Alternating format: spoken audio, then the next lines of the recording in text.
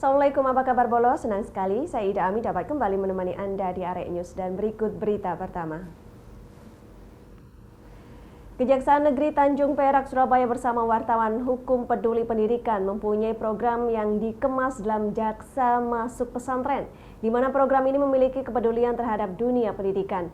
Program Jaksa Masuk Pesantren merupakan kegiatan penyuluhan tentang hukum. Tentunya, penyuluhan ditujukan kepada lembaga pendidikan SD, SMP, SMA, hingga perguruan tinggi. Komitmen Kejaksaan RI dalam meningkatkan kesadaran hukum terhadap masyarakat, Kejari Tanjung Perak Surabaya mengambil langkah cepat dengan meluncurkan program Jaksa Masuk Pesantren dengan menggandeng wartawan hukum, Pelindo, serta BNI. Program ini diwujudkan dengan memberikan bantuan sekaligus penyuluhan hukum ke salah satu pesantren Darul Rahman di Bulak Jaya, Surabaya.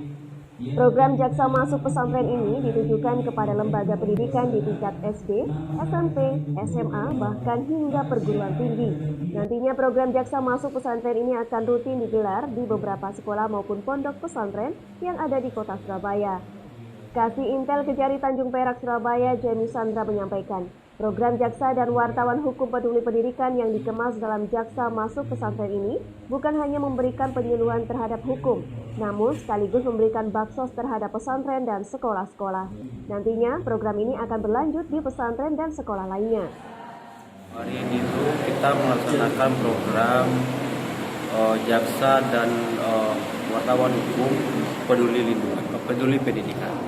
Nah, ini kita kemas ke dalam Jaksa Masuk Pesantren. Nah, di dalam itu kita juga bekerja sama juga dengan Pelindo dan BNI untuk bukan hanya kita memberikan pengetahuan tentang hukum kepada anak-anak pesantren, santri-santri yang ada, tapi juga sekaligus memberikan